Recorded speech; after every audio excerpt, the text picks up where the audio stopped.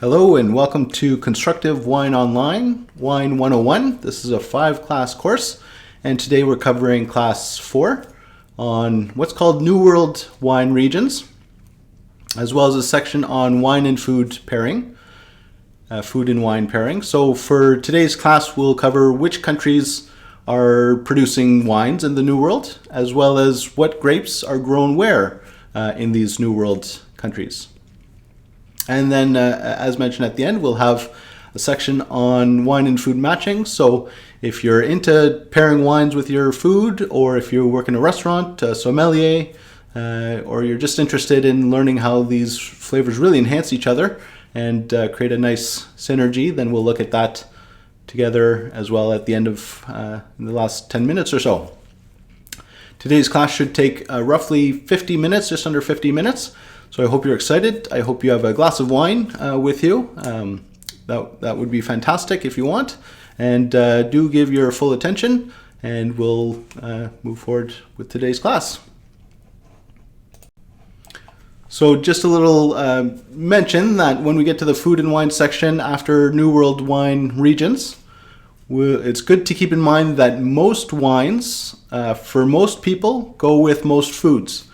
So you can't really go wrong if you're working in a restaurant or working in a wine retail scenario. You're set up for success in that at least 90% of wines will go for most people with most foods. And we'll take a look at that a little bit later. So here we have the wine producing countries of the New World.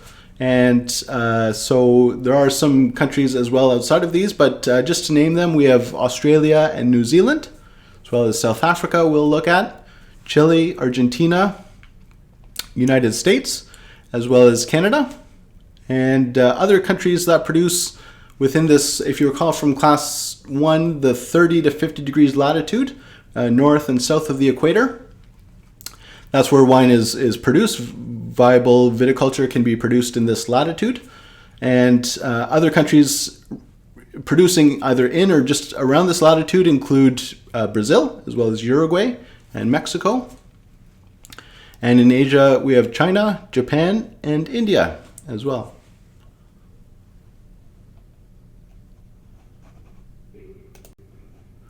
So starting with Canada, an overview of Canadian wines. In Canada, we have cool regions, and we have moderate regions as well, and we have cold climate regions as well. But predominantly along in Ontario and British Columbia are the two largest wine producing regions. And Ontario is a little bit bigger, about 60%, 50% of Canada's wines, and British Columbia produces roughly 1/3 of Canada's wines.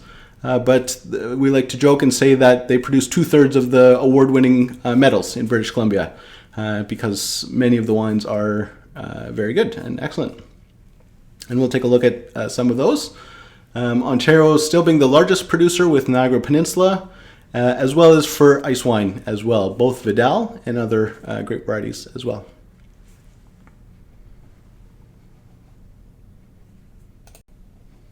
So starting with Ontario, Riesling and Chardonnay.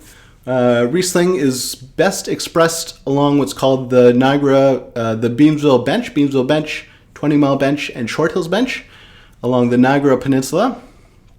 So I'll get my laser pointer here.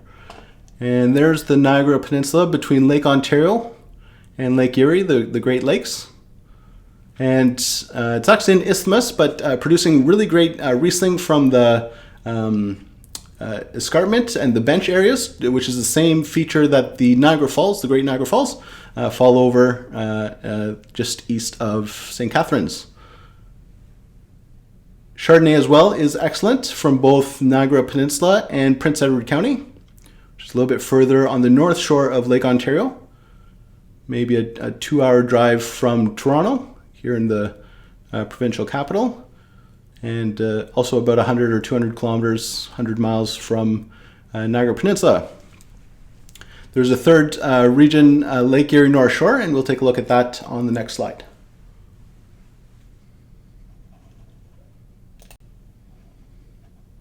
So there's great Cabernet Franc grown with other Bordeaux varieties in Lake Erie North Shore, as well as in Niagara Peninsula. Really fantastic.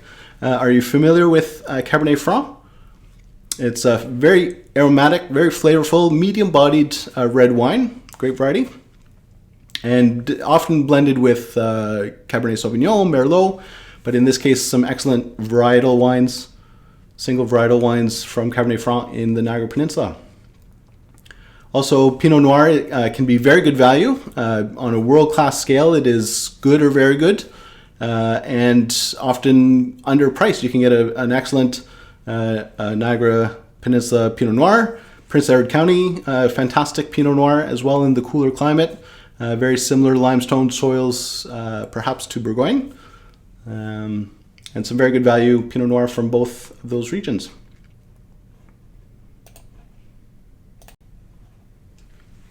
Now flying about 4,000 kilometers to the west, out to the coastal British Columbia, but not as far as the coast, a little bit inland, 200 or 300 kilometers inland is Okanagan Valley along the Okanagan Lake Okanagan.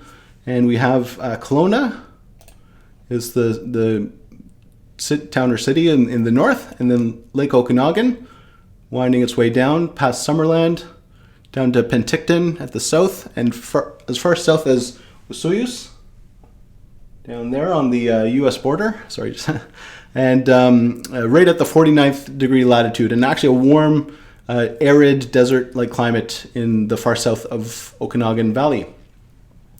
Grapes that do the best are the Bordeaux grapes from the warmer areas, such as Merlot, Cabernet, as well as Syrah.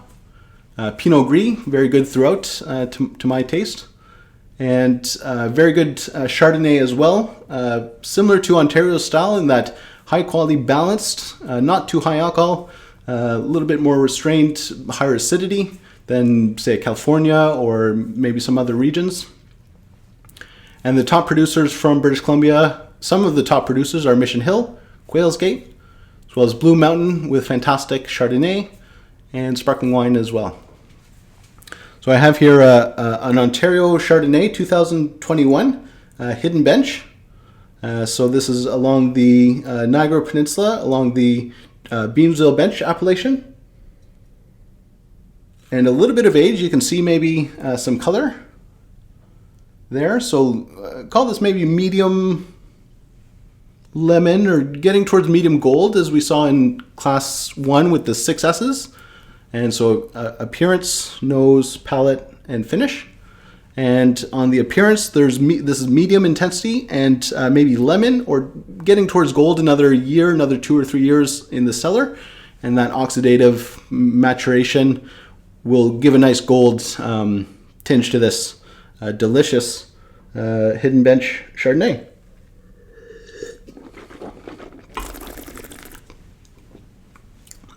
On the palate, very fresh, that high acidity, maybe a cooler climate, cooler vintage, 2021, where like we saw in Bourgogne last class, regions like Ontario have a little bit more vintage variation.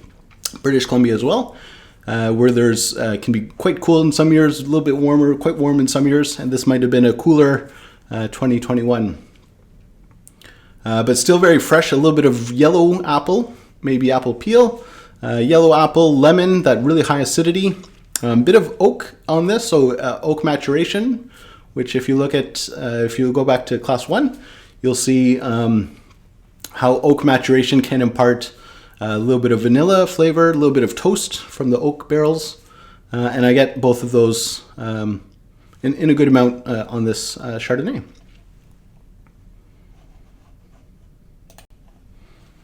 So moving down to the United States, just south of south of Canada, and United States is the 4th largest wine producer. If you tuned into class 3 on Old World Wines, are the top 3 wine producers of the world. Do you remember what those are? USA is number 4 and is the largest consumer, so number 1 wine consumer in the world, and a lot of it is from within their own wines, but not all of it. So that certainly a major importer of fantastic world wines. California, interesting fact, produces 90% of United States wines, which is quite remarkable for the one state with its glorious golden climate. And of the 90%, roughly 2/3 come from the Central Valley.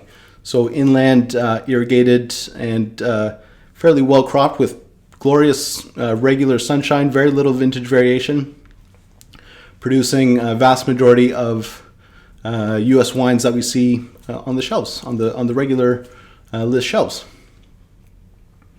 There are some excellent high quality regions as well. We'll take a look on the next two slides. And wine is made in all 50 states. So certainly California, Oregon, Washington, and New York State, as well as other key players like Michigan, Virginia, and Texas are number 5 and 6, or perhaps 6 and 5. And if you're wondering now, is wine really made in Alaska? Is wine really made in Hawaii? What about Maine? What about North Dakota? Well, yes, it's made in all 50 states. And so often from imported juice from either Washington State or California State as well, where the grapes or crushed grapes and juice is imported to wineries in each of the 50 states and able to supplement production there.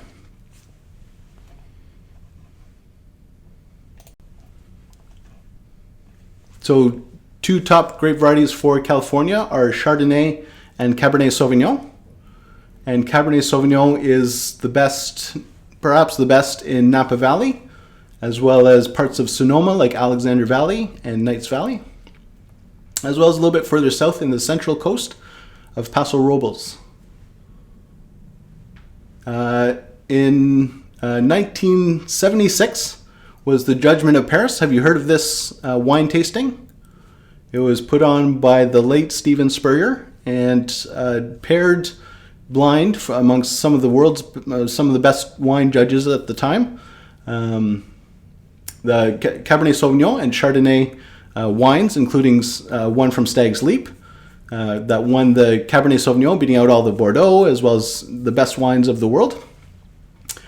So Stag's, S-T-A-G''S, Stag's Leap, won the Cabernet Sauvignon, and it was Chateau Montelena, another California winery, won best Chardonnay in the world at the Judgment of Paris.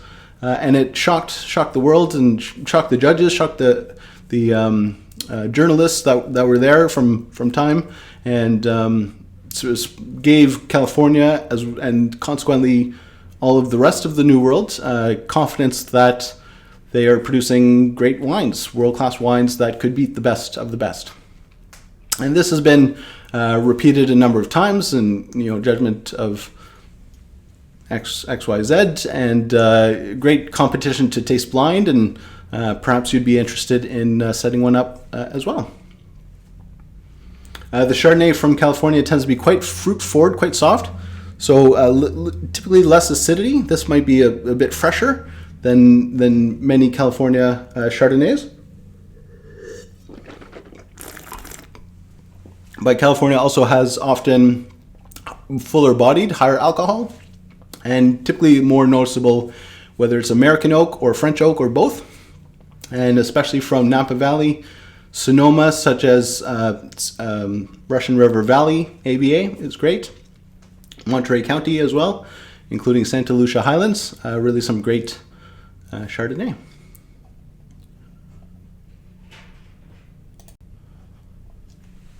It was originally thought that Zinfandel, a red grape variety, was an American original, but that was proven that along with Primitivo in Italy, came from a common ancestor in Croatia called Tribidrag, Tribidrag,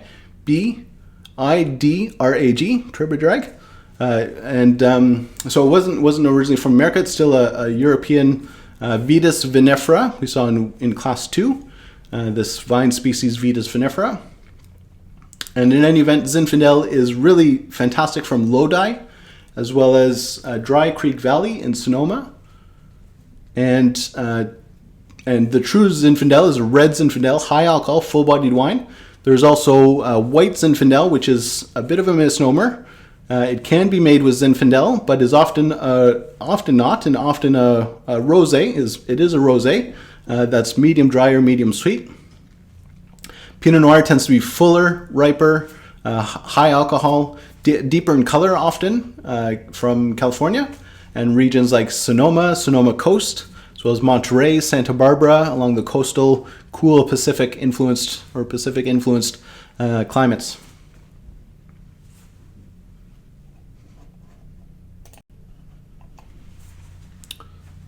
So California producing 90% of U.S. wines. Washington about 5%, so it is the largest producer outside of California, and tends to be full-bodied.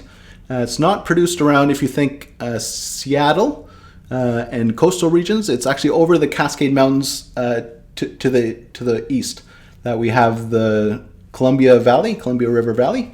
And so it's a warm climate, but still some nice evening fresh temperatures, especially in the late autumn. So Cabernet Sauvignon tends to be quite refreshing and a little bit higher acidity, and great Riesling as well. South of Washington in Oregon, especially in the Willamette Valley, we have great world-class Pinot Noir, some of the best, as well as Pinot Gris, the second largest planted variety in Oregon. Third would be Chardonnay, but really great Pinot Noir. New York State on the East Coast is obviously northeast United States. To my taste, I would say the Finger Lakes Rieslings are the top, as well as delicious ice wine. Good Cabernet Franc as well, and Long Island Merlot. So that's an interesting wine. Have you heard of Long Island Merlot, or have you tasted one? I'd be curious to know.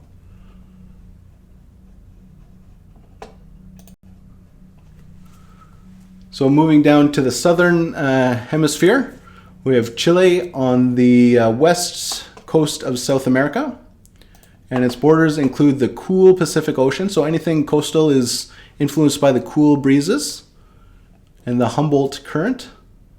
In the north is a dry desert, the Atacama Desert, so very sparse plantings, mostly for table grapes and pisco, a distilled grape spirit from Chile, as well as Peru. On the east, we have the Andes. This is the mountain range in the border with Argentina to the east. And in the south, Patagonia, and even some vineyards being planted in the far south, and Patagonia ice fields further to the south. Chile can be split into three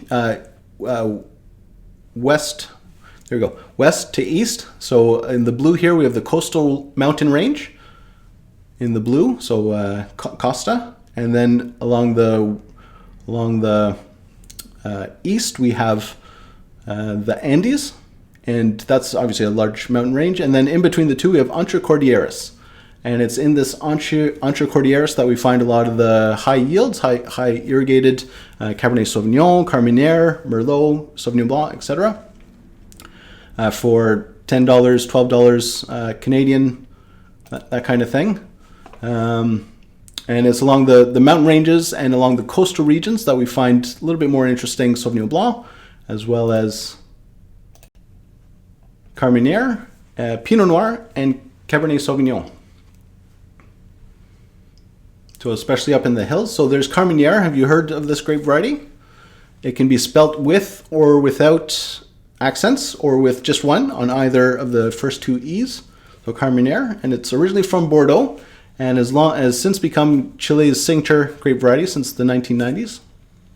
And can often have a green bell pepper, kind of capsicum taste to it. Similar with their Cabernet Sauvignon. And some of the Pinot Noirs can be really great values, whether it's from more coastal region or a little bit further north. There can be tremendous value Pinot Noir that are fairly expressive and high quality for a good price.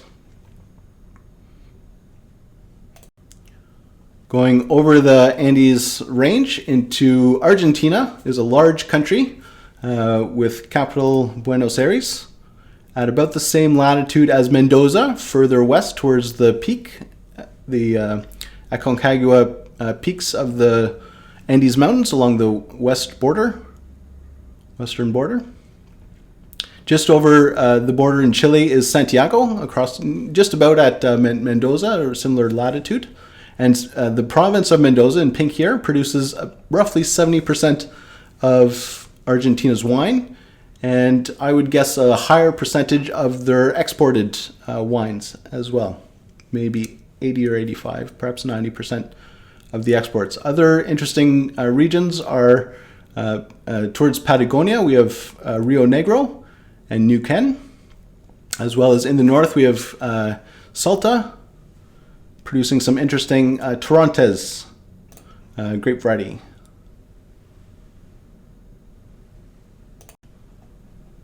So Torrontés is a very aromatic, medium full-bodied, high alcohol, medium acidity wine. So very interesting, and can often be a good value for less than $20 at the LCBO in Ontario. Malbec is a French variety from Bordeaux, as well as a region called Cahors. And it originally meant sore mouth because of the structure and the tannins and just the kind of style of wine that was being produced. Though in Argentina, it's second home, and perhaps better, but certainly second home, producing interesting, fuller, fleshier, and riper tannins, softer tannins that goes great with asado, just like their Cabernet Sauvignon.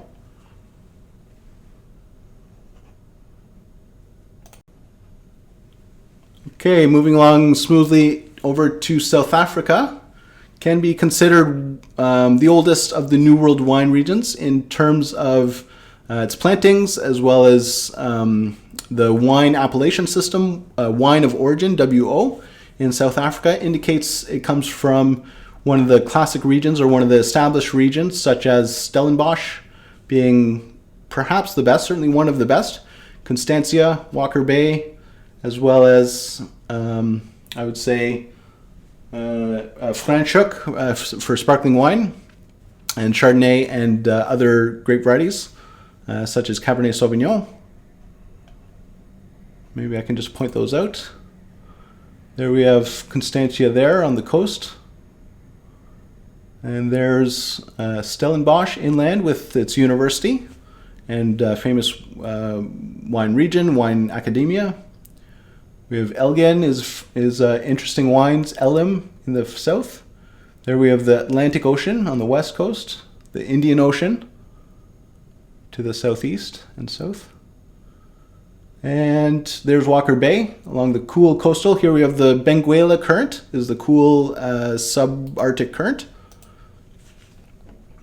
And Swartland as well, some interesting, it's a little bit warmer, quite a bit warmer. This is about 30 degrees latitude here. And 31 or 32 down here, so it is a warm climate, but moderated by the cool Benguela Current.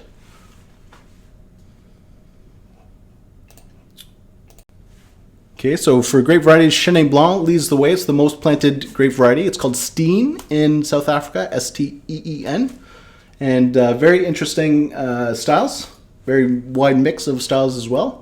Similar to its homeland in Loire Valley. A South African bred grape variety is Pinotage, which comes from Pinot Noir, and Cinsault, which at the time in the early 1900s was called Hermitage, so hence we have Pinotage. And it's the same grape variety from the south of France that I had in class 3, if you recall from last class, as a blend of the Grenache, Syrah, Cinsault.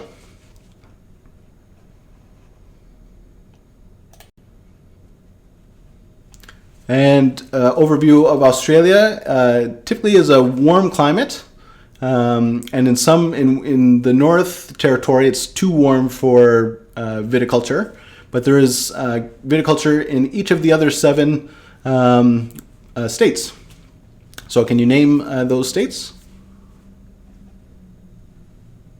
Maybe I gave it away, but typically it's a warm climate, especially in the north. But in the southeast Australia, this large swath here, and in Western Australia, as well as in Tasmania, can be cooler, especially with the cool Southern Ocean currents in Tasmania, as well as Victoria, like Yarra Valley, Mornington Peninsula, and that can produce some interesting Chardonnay and Pinot Noir, as well as some other light varieties. In the Hunter Valley, we have very interesting and unique Hunter Valley Semillon, white grape variety from Bordeaux, and produced in an interesting ageable style in Hunter Valley. And in the state of Victoria, we have in the northeast of Victoria, we have Rutherglen producing stickies, so dessert muscat, brown muscat, a very interesting, almost Madeira-like. I believe it's fortified. It may not be fortified, but almost Madeira-like dessert, high alcohol, very sweet, aged in hot conditions and rafters. So very similar to Madeira, but still uniquely its own. For table wines, we have Shiraz is the signature grape, the lead most planted grape in Australia, and perhaps what it's best known for. It tends to be jammy, very ripe and fresh and fruit forward. You can see in class 2 for grape varieties on Syrah what kind of profile Syrah and Shiraz, same grape variety, have. And are you familiar with Barossa Valley and McLaren Vale? These are two of the, if not the two top Shiraz producing appellations in Australia. So Shiraz is the top planted, Cabernet Sauvignon is the third most planted grape, and it's by a long shot. The second most is Chardonnay, we'll see on the next slide. And Cabernet Sauvignon is a really interesting style in the west coast in Margaret River, along in Western Australia, as well as in Coonawarra, which is in South Australia. And very interesting red iron oxide, limestone soils in Coonawarra, producing really tasty Cabernet Sauvignon.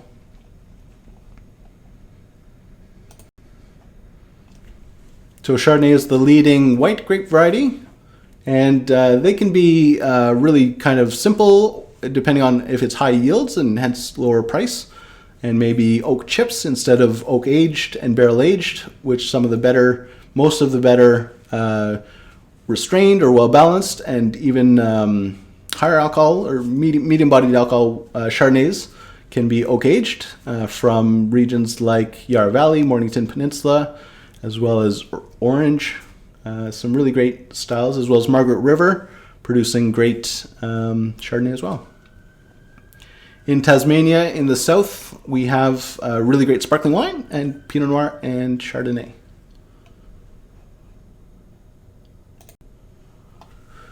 Okay, just take a little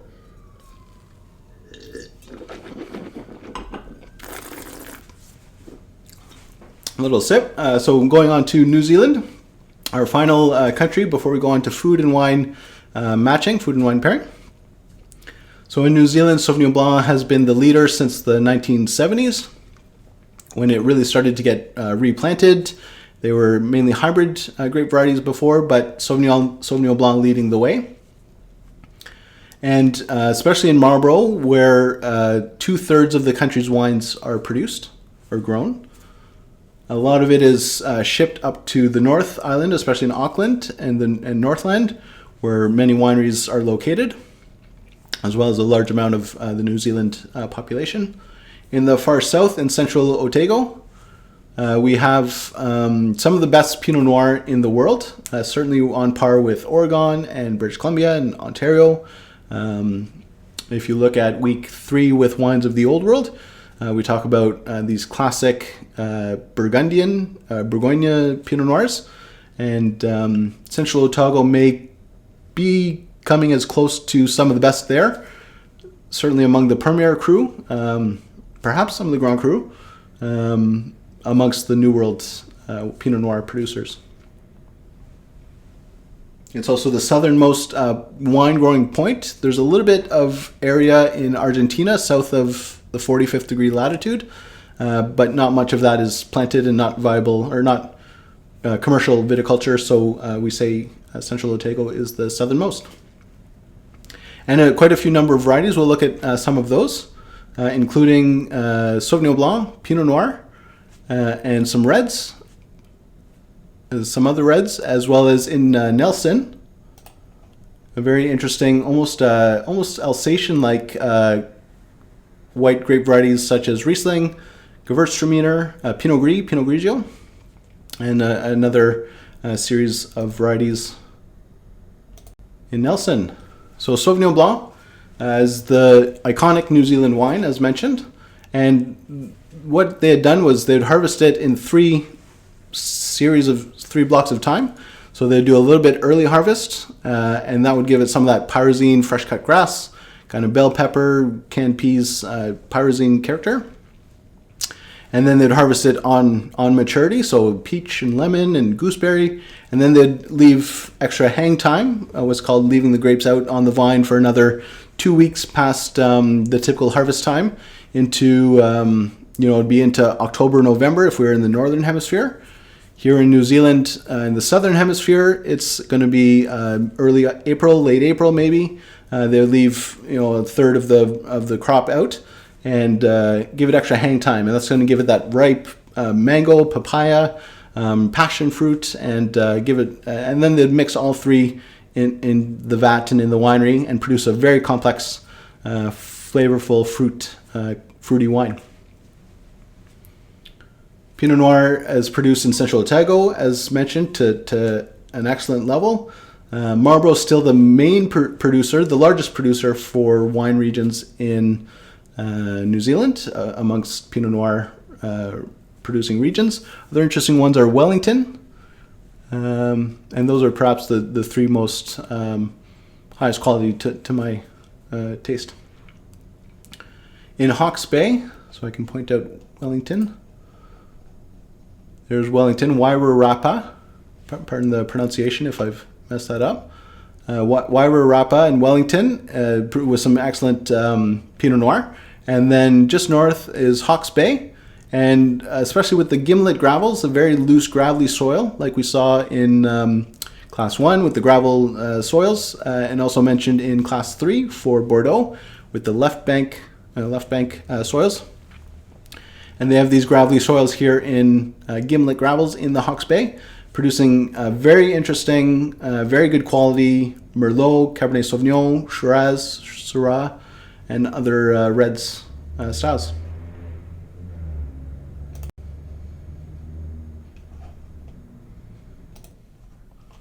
Okay, so you might like to take a break. We'll pause there for just a minute. As we've covered New World wine regions, and we're going to go on to wine and food matching. So food and wine and food. And we'll talk about that in just 1 second. If you'd like to take a break, we'll check back in just a minute.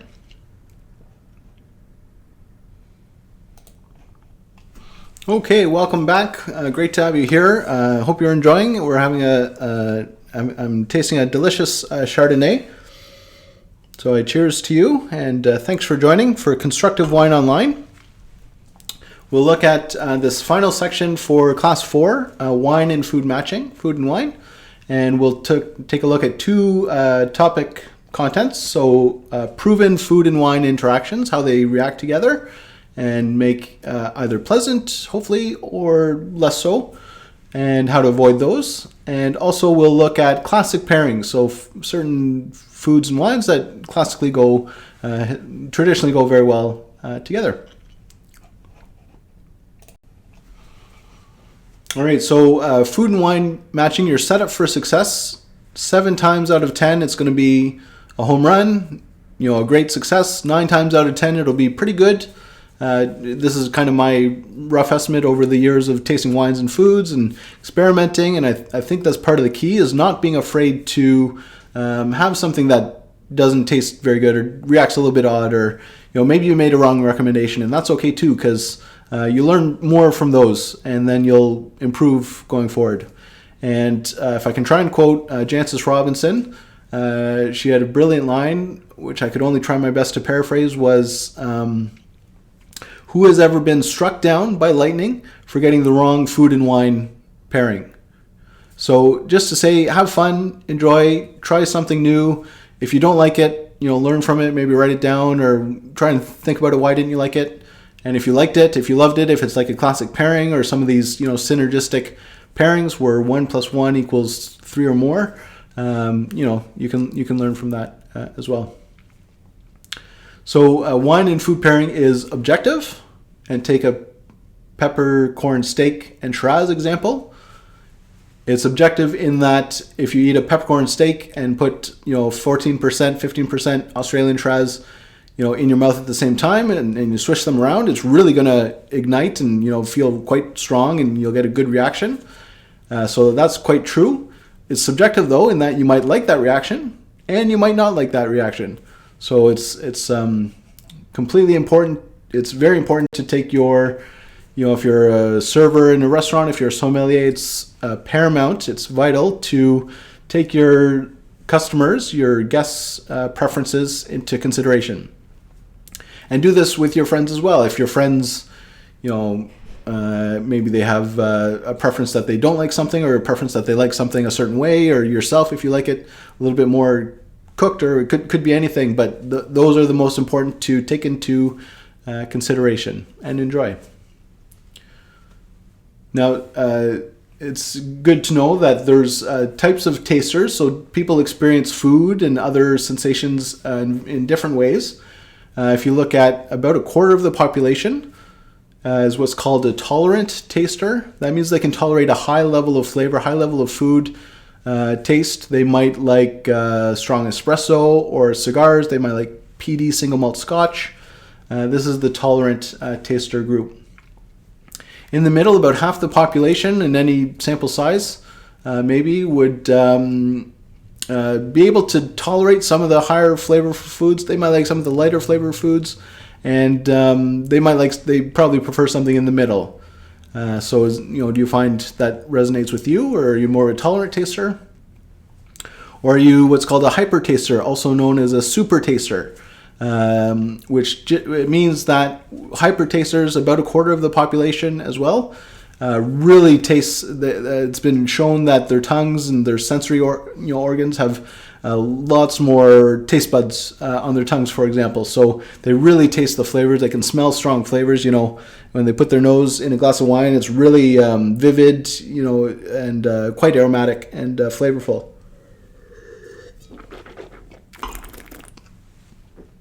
I find I'm a taster, so I enjoy kind of middle of the road.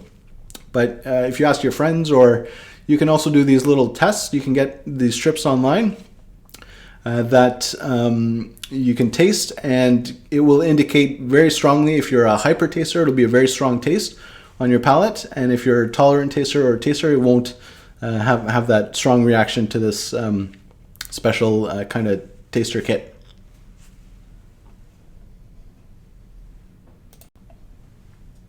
So what are the proven interactions? And test these out for yourself. Try and apply these as you go through your food and wine matching, food and wine pairing. So number one, the weight of the dish should always be at least close to the weight of the wine. So what does that mean? Well, the weight of the wine takes into consideration the amount of flavor, the amount of body, and the amount of alcohol. So higher alcohol, this might be a medium-bodied wine. It's very flavorful, but about 13% alcohol.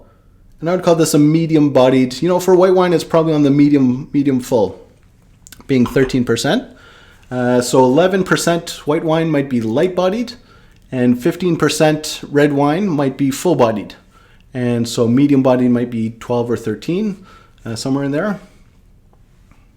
But try to match the weight of the dish. We all know some foods are a little bit heavier, a little bit fuller. Some foods are a little bit lighter. Pair the wine to the strongest flavor on the plate, and that indicates that I can give you a little story. When I was working at the LCBO and recommending wines, people would come in and they'd say, "Oh, we're having chicken or we're having pasta. What wine should I get?" And it depends entirely on how it's prepared, because let's take chicken, for example. Is it, chicken cordon bleu? Is it poached? Very different. And so obviously the body is going to be different. The flavors, there's going to be maybe a strong flavor of, cheese or lemon piccata, or could be any number of sauces. And so often the sauce or salad dressing or some of these more flavorful components are the ones you want to pair with. Regional wines match with local cuisine. We've mentioned a little bit about that. So for example, Chianti and pasta is classic. You could look at other regions of Italy with their local foods. You could look at France's classic, especially cheeses, and local cheese and local wines go great together. So try to have fun with it. So a few more indications. So for sweetness, the wine, it says here the wine must be sweeter than the dessert. Well, according to the philosophy, the kind of new philosophy of have fun with it and try the wine you want with the food you want. Maybe you want a less sweet wine with your dessert, and that's fine too. I've had some successful pairings. But what is true about this interaction is that sweetness in food will make the wine seem less sweet and more acidic and more kind of a little bit rougher. So if it's a dry wine like this Chardonnay, maybe that oak and kind of that body and alcohol can have a sweetness and a balance. But maybe a sweet dessert with this Chardonnay, for example, will cause it to taste a little bit more acidic or alcohol flavor. So another point: acidity loves acidity. Think of acidic foods like vinegar, anything with vinegar, or sauerkraut or mustard. Lemon, of course. If you pair that with a high acid wine, Riesling or Chenin Blanc, Cabernet Franc, Gamay, Pinot Noir from cooler climates, these can be good pairings and a harmony of the acidity from both. Bitterness in food has an enhancing effect on the bitterness in wine. So have you ever tried kale or salad, lettuce, let's say, with strong Cabernet Sauvignon? And what's happening there is the thick skins, where the tannins, the high tannin level in the Cabernet Sauvignon is enhancing the bitter. That's being enhanced by the bitterness in the food. And so it's really going to be quite bitter. So maybe you like that, and it's subjective. But it is objective that the bitterness will lift the bitterness in the wine. Conversely, salt in the food will soften a harsh wine. It'll smooth some of that tannins, that bitterness, alcohol, acidity. It can really soften some of that, some of those more pointy parts of the wine that are sticking out. Okay, so about three or four more slides for classic pairings. So I hope you've had a good meal recently, because we're going to look at some really good food and wine pairing slides. And as we look through these slides with that are classic pairings, they'll have synergy, 1 + 1 = more than 2, and try to explain what's happening with the synergy in these pairings using our proven pairing principles. So number 1, champagne and caviar is a classic pairing. We spoke about muscadet and oysters from Loire Valley in class 3. It's on the west coast of northwest France in Loire Valley, and it's delicious. Have you tried muscadet with oysters? And what do you think's working there? What do you think that goes so well together? Next, we have Sancerre and goat cheese. Mentioned this in class 3 as well. So there was Loire Valley goat cheese with Loire Valley Sancerre Sauvignon Blanc. That was great together. One of the best pairings I've ever had. And there's some, quite a bit of synergy with these.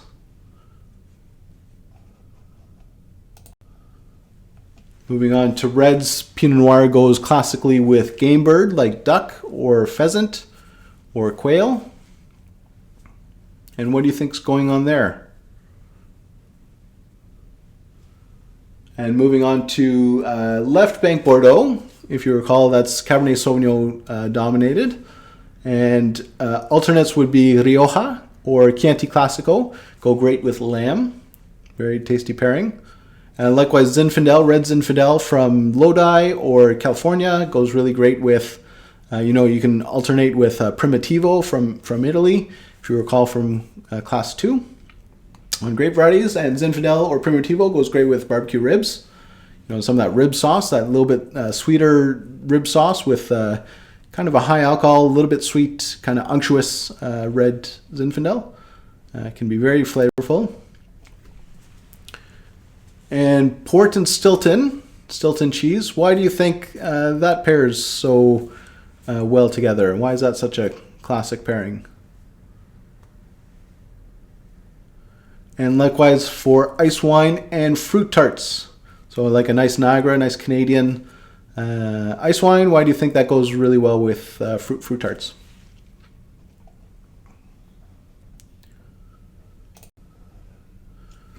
All right, well, that's it for class 4. Thanks very much for tuning in. I hope you enjoyed. Hope you had something tasty in your glass, and hope you're inspired to go pair wine and food, or food and wine, and try some great New World wines. Next class, our final 5th of 5 for Wine 101, Constructive Wine Online. We'll look at fortified wines and sparkling wines, as well as enoliteracy, so how to read a wine label. A very exciting class, one of the best lessons I've ever had in my wine studying journey, so I hope you'll tune in for that as well. So until then, cheers to you, and thanks so much.